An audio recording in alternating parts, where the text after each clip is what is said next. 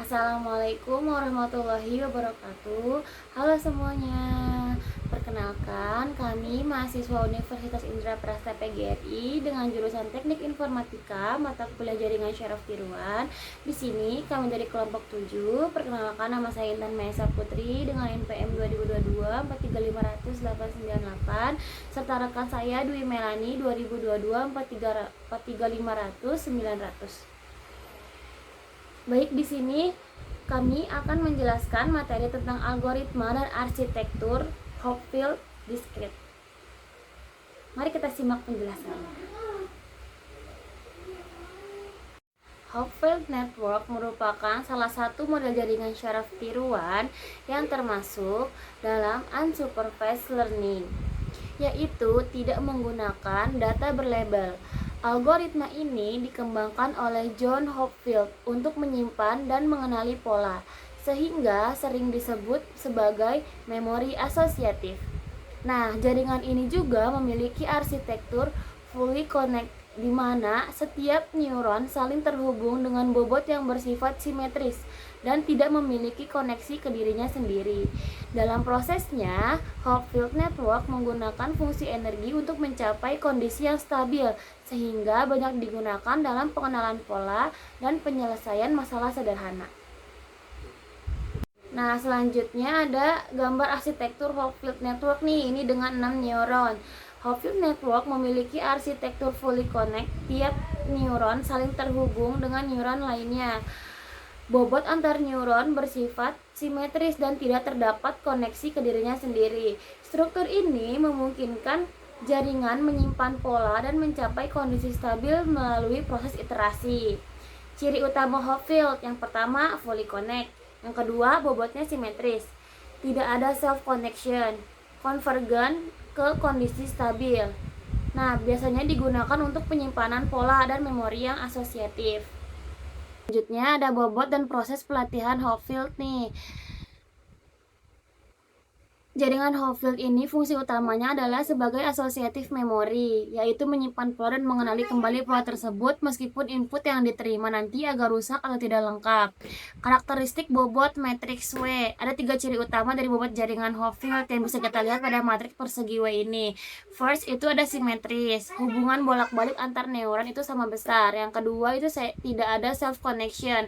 Neuron tidak terhubung ke dirinya sendiri. Makanya kalau dilihat pada gambar, diagonal utama matriksnya bernilai 0 semua. Selanjutnya ada proses kerja atau pelatihannya nih.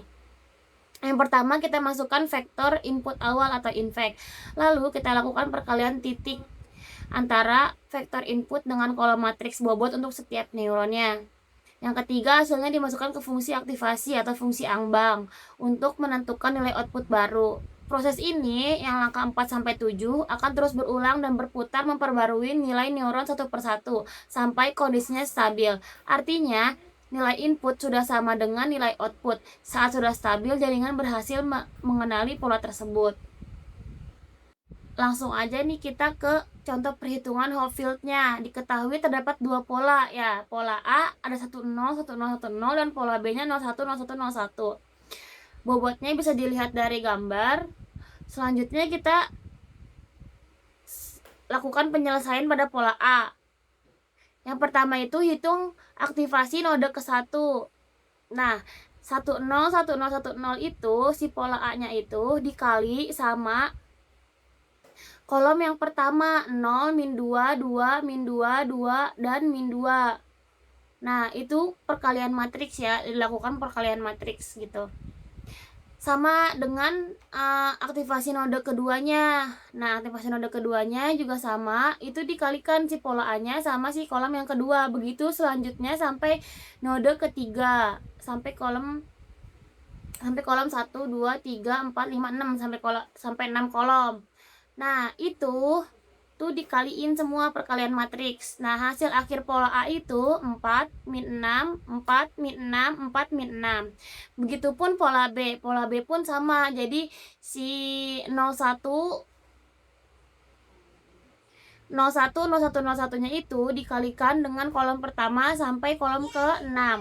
Sehingga dihasilkan dengan pola B-nya itu min 6, 4, min 6, 4, min 6, dan 4.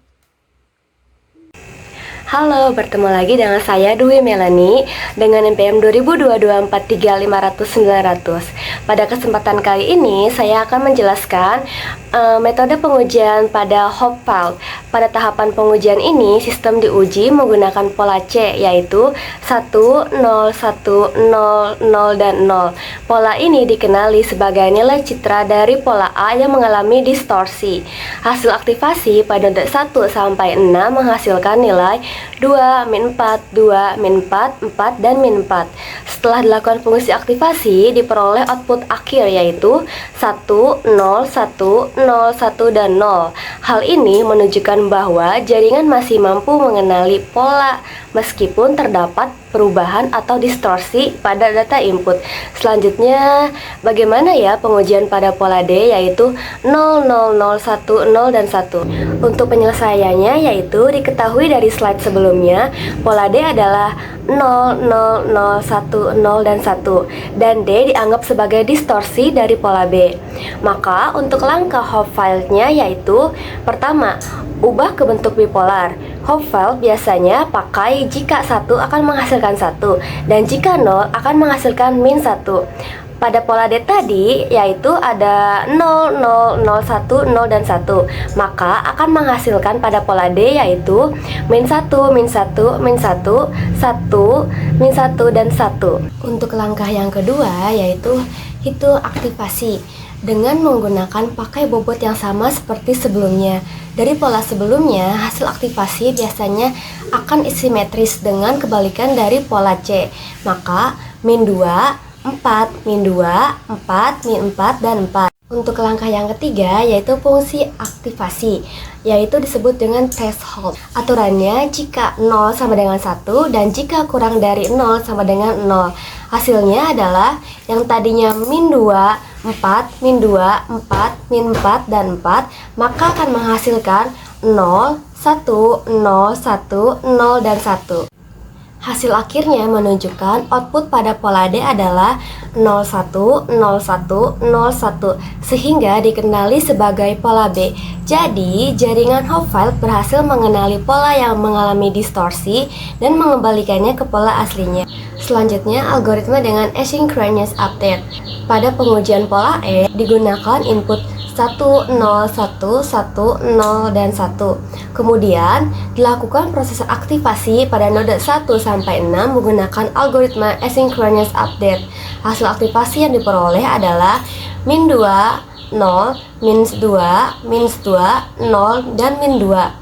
Berdasarkan fungsi aktivasi, nilai lebih dari 0 menjadi 1, sedangkan nilai kurang dari atau sama dengan 0 akan menghasilkan 0, sehingga output akhir diperoleh yaitu 0, 1, 0, 0, 1, dan 0. Dari hasil analisis tersebut, output yang dihasilkan bukan termasuk pola A maupun pola B. Hal ini menunjukkan jaringan berada pada pola kondisi tidak stabil atau disebut surplus state. Untuk mengatasi masalah tersebut digunakan metode asynchronous update. Pada metode ini, neuron diperbarui satu persatu, lalu hasil digunakan untuk memperbarui neuron berikutnya. Proses dilakukan terus sehingga jaringan mencapai keadaan kondisi stabil. Kesimpulannya adalah Hopefile Network merupakan metode unsupervised learning yang digunakan untuk menyimpan dan mengenali pola. Berdasarkan hasil pengujian, jaringan mampu mengenali pola yang mengalami distorsi dan mengembalikan ke pola aslinya. Namun, pada kondisi tertentu dapat terjadi surplus stage, sehingga output menjadi tidak stabil. Maka digunakan metode asynchronous update. Sekian dari saya, kurang lebihnya mohon maaf. Terima kasih.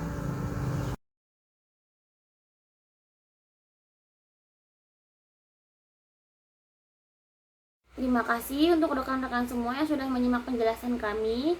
Kurang lebihnya mohon maaf. Jangan lupa like, comment, and subscribe. Wassalamualaikum warahmatullahi wabarakatuh.